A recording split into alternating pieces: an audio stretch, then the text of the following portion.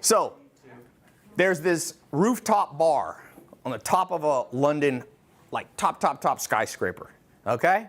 A guy walks in, sits next to a regular. The regular's there drinking beer real fast.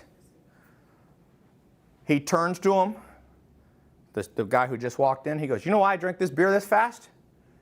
I figured out in a physics class, if you drink beer fast enough, the bubbles will condense and make you lighter. Watch this. And he ran to the edge and jumped off a 60-story building. And of course, this guy, newcomer, was like, oh my God, I just witnessed a suicide. 5 minutes later, elevator opens. There's the guy. Comes and sits down and goes, I told you, it's awesome. Try it. So the guy goes, this is going to be the greatest bar trick of my life. He goes, I want whatever he had. Takes 10 beers, drinks them real fast like this. Goes, I'll see you in 5 minutes. Jumps off, runs up, jumps, woo, splatter, dead. The bartender turns to the guy and goes, Superman, you're such an asshole.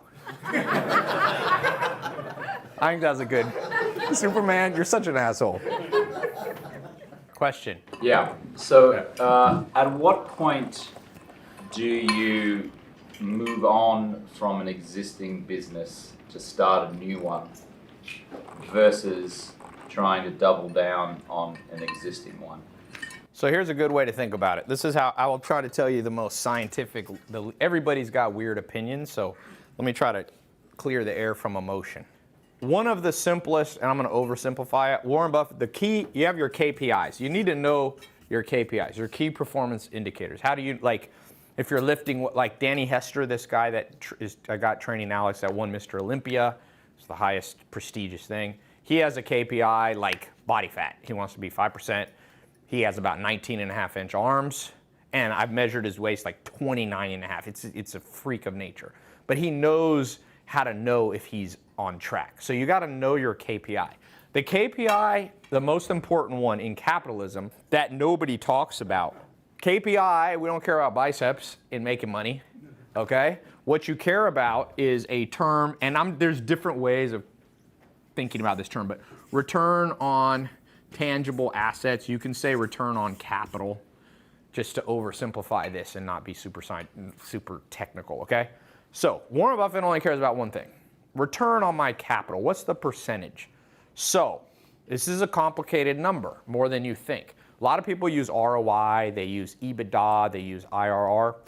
This is why this is interesting. So James, let's say you have a business that is doing, let's just use round numbers. So you got a business doing $1 million and you've invested, I don't know, their initial outside capital. We'll just oversimplify it as outside capital. You put in $300,000 into it. Okay, so you put in $300K of outside capital. Now, here's the problem. Let's say this thing is spinning off 15% profit margins. So you're making $150,000. So that looks good, return on capital, right? Looks like you're making 50% ROI. You put in $300,000, you got back $150,000 in your pocket the same year. That's good, but the problem is, what are the forms of capital that exist in this planet? There's really 3, by the way. Who went to business school? Anybody? Anybody went to college?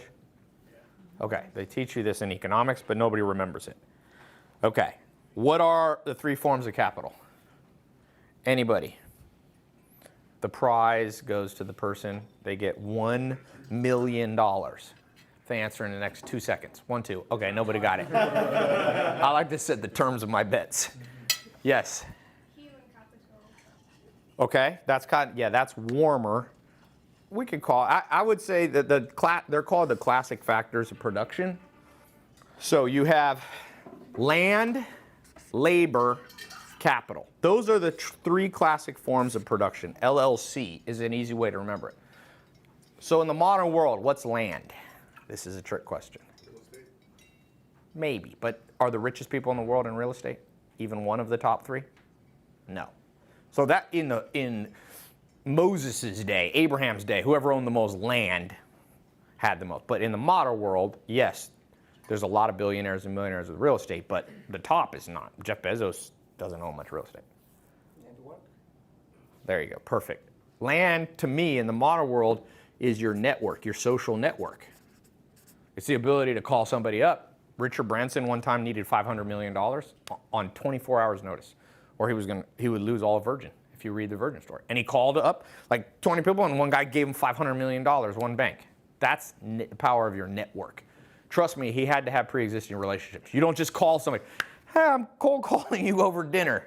Quick question, never met me, got a really good deal. I just need you to wire me $500 million. I'm gonna give you 24 hours. No, you're gonna have 0% close rate, right? So network. Number 2 is labor. And a lot of you have this, meaning you need to know how to do stuff, operational skill. So James, you have operational skill. You've been operating stuff. You have a good network, and now you have capital. So the way I think about this number, this is 50% return on tangible assets if you don't factor in your time, your use of your network. If this 300 grand had gone into something else, like me and Alex put 200 grand into MentorBox, and we got into a 7-figure company in 2 weeks, and we have 65,000 recurring members on subscription. That's a good return on capital, because I can't think of anything else he and I could have put 200,000 in. And who cares? This one right here, it's a small amount of money. It is scaling 50%, but it's a deceitful number. You got to factor in. So this is a complicated question, very complicated. The question is, what should James Swanwick do, given the people he knows, the amount of skill he has, and the capital that's going to return him the most money? So, for example, you might be better off using your network and raising $2 million for a brand new venture. Or you have to factor in, you might be better to just raise $2 million and put it more into the businesses you already have. That might work.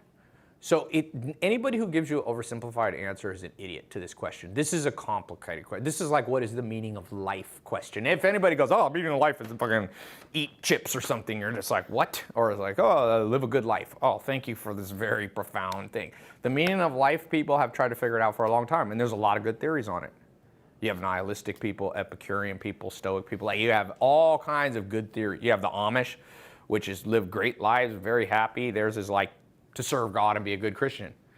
And you've got people who are like Felix Dennis. He's like, I spent $100 million on coke, blow, and hookers, and I love my life. Different philosophies. But all successful people have some things in common. So even though this is a hard question, there's some principles in common. And the biggest one is, you have to factor in more than just your return on capital. You need to think about scale. So for example, what's the biggest your business can scale to? They call this TAM, your total addressable market. Let's say I dominate 100% of the global education business for underwater basket weaving. I only put 100 grand in. I make 5 million a year. What's the problem with that business?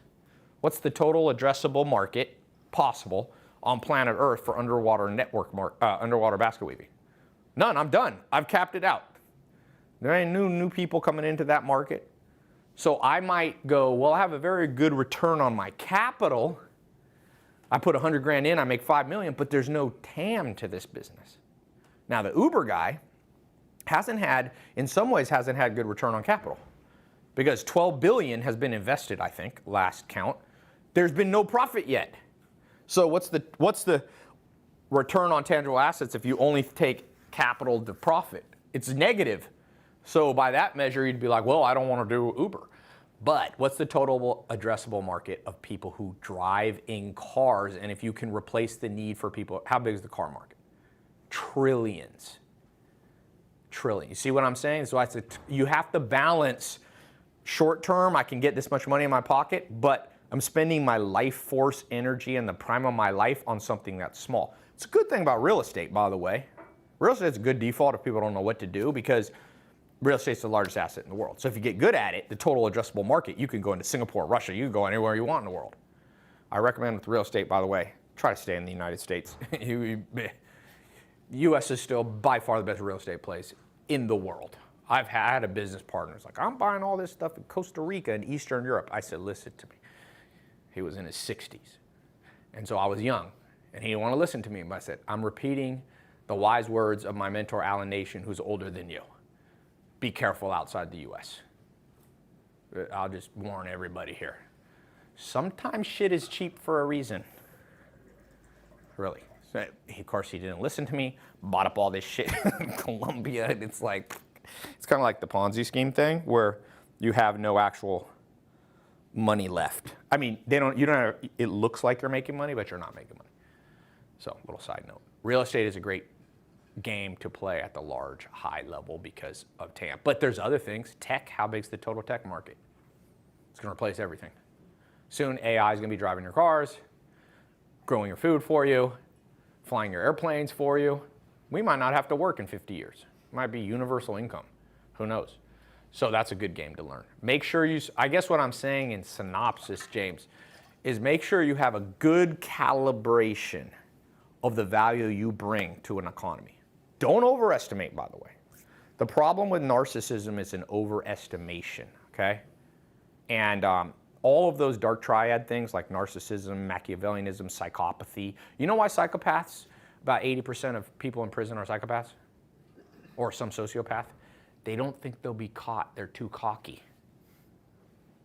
And so all the non-psychopathic criminals aren't in prison yet. They're walking around and they're like, I murdered somebody, I got away with it because I didn't like I burned the body. There's literally people, I saw somebody, a murder case recently. The dude, they killed somebody and like put him in his trash can in the front yard. That's how cocky this guy was. He was like, I'll never get caught. There was like an arm hanging out when the trash guy picked up the thing. So some entrepreneurs overcalculate. They're like, I meet so many people like, I'll be a billionaire. I'm like, really? I automatically bet against you. Anybody who says that is usually a moron. Now, if they say that to themselves or they say that in private, I might buy it. But anybody's like, I'll be a billionaire. No, you won't. Overcalibration. But some of you, maybe you, James, since I know you, you have a miscalibration problem. So you spread your wealth of knowledge, network, over small markets that at the peak will make. You'll never have more than 1% of a market. McDonald's has 5% of the fast food market. McDonald's. Anybody think you're going to start a McDonald's real fast? Nothing. People think, I see people doing projections. They're like, well, Tai, the total market is $100 billion. I'll gather 5% of that. I'm like, whoa, stop. You won't get 5%. Very few things have 5%. Google has like 60%. And they'll soon be shut down by the US government. Antitrust stuff will come in and kick you. You won't be able to do that for long. It's not sustainable. I think Uber has like 40 or 50% now. But in some countries, they have like 2%. So don't overcalibrate, but a lot of you undercalibrate. And so what happens is you're spreading your network, your labor skills, your capital skills over just ding-dong things. I just meet people all the time doing stupid stuff, I mean, look, if you're passionate about it and it's a small market, that's fine. If you love underwater basket weaving because your grandma was an underwater basket weaver and your grandmother before you and you're like, I don't care about money. But if you ask me what you should be doing with your life, it should be a cold calculation of these three things. And it's hard to do. And like Charlie Munger says, he says, listen, the thing that has fooled more high IQ people in history is opportunity cost. Because what this all boils down to is more important than this is OC, Real Housewives of OC. Opportunity cost. What else could you be doing? The cost of a marriage is not the marriage. It's anybody here ever met somebody who married the wrong person and you know it and everybody else knows it? At least 50 to 70% of people marry the wrong person. What could be more tragic? You can't be married to two people at one time unless you live in Utah or something. So you take your one opportunity cost to be married, joined with one person very closely, and yeah, you marry an average person, but the enemy of the great is the good. And so you have to go, what is great? But you can't overcalculate. Most of us, me, people here, they say Jeff Bezos is the smartest. People that know him say he's the smartest person in the world right now. There's no coincidence that he's the richest man in the world. Bill Gates won the #1 math kid in America, and Steve Ballmer was number 2. That's how they became friends. But barring you trying to be on the top of the Forbes list, you're probably under calculating your opportunity cost.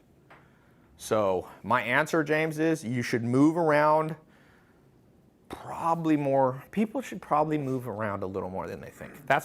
I meet a lot of entrepreneurs. I have a big entrepreneur network. My gut feeling is about 90% of entrepreneurs are married to the wrong husband or wife. And it's apparent to everybody. It's apparent to me. Marry somebody. Almost every rich person has an amazing spouse. Jeff Bezos had a good spouse. That's why he gave her $40 billion, because she helped him build Amazon. Bill Gates has been married to Melinda Gates forever. Rockefeller had an insanely good wife, and he almost married the wrong person. And a lot of biographers say one of the big things that made him wealthy, he had a wife that conserved capital. She once told somebody, why would a woman want more than 2 dresses? Well, for Rockefeller at the beginning, it was great to have a wife that spent less money than he did. He once bought gloves. Mink gloves was the most expensive thing he did for like 25 years. He took every ounce of capital and invested it in business. So be careful you're not married to the wrong business. And put it this way, do you think it's easier to marry the wrong person or the right person? Easier to marry the wrong person. Wrong. You think it's easier to pick the wrong business and spend 10 or 20 years in it, or the right? How many people do you meet where you're just like, wow, this person picked the right career. They did everything. Nobody. Except if you met Mark Zuckerberg, you'd be like, well, this kid probably picked the right thing. Yeah. So you need to be like Mark Zuckerberg. And maybe you're not Rain Man like Mark Zuckerberg, but my guess is people are 40, 50 times underperforming their potential. 40, 50 times. And so, yeah, think hard on all your options before you get married. My grandma's always like, I should have married a different guy. I'm like, Grandma, I'm glad you did it. It's the one exception. You don't want your grandparents to go back in time and marry someone else. She's like, yes, I had this. My grandma loves English guys. She's like, my grandma only cares about smart guys. My grandpa was a smart child prodigy kid, and she's like, but he was such a mean guy. And she was unhappily married for 40 years. And then she got remarried at 80. She fell in love at 80. A guy that she knew from 50 years before wrote her love letters for 1 year, correspondence, and they got married. And so she had redemption, but it's better to not find love at 80. It's better. Some of you are going to find love at 80 with your businesses. And it's better to find it at 20, 30, 40, 50. You don't want to be finding it at 60, 70, or 80. You run out of testosterone and energy. So, long-winded answer. But this would be a good YouTube video. I may put this on YouTube. So James, my guess is you're probably underperforming 5 to 20 times what you should be doing. But that's about all I can tell you, because the rest you're going to have to figure out yourself, because I can't tell you what you should do. It's a tough one. And it doesn't mean you need to transition out immediately. It doesn't mean you drop everything you're doing. In general, you can't do that. It's kind of like if you get married, you realize it's the wrong person, and you have kids together. Sometimes you don't just walk out the door the next morning and leave everybody in the lurch. You got to own up to the mistakes, and you got to work your way out of the marriage real slowly. Yeah, so good question, James. Maybe not as good of answer, but that's the best thing I got at this stage of my life. I'm sure there's other influencers. I'll just give you a fucking 10-second answer to this question. It's like, what should you be doing? I mean, I see people giving out complicated life advice in like 4-second sound bites. I'm going, let's lead the world astray. Who should you marry?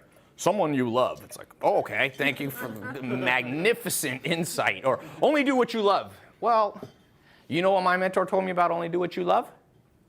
He said, don't do what you love, because anything you love, once you do it as a job, you'll no longer love it. He said, do what you like. He said, don't marry somebody you lust after. He said, because lust goes away. Marry someone you like.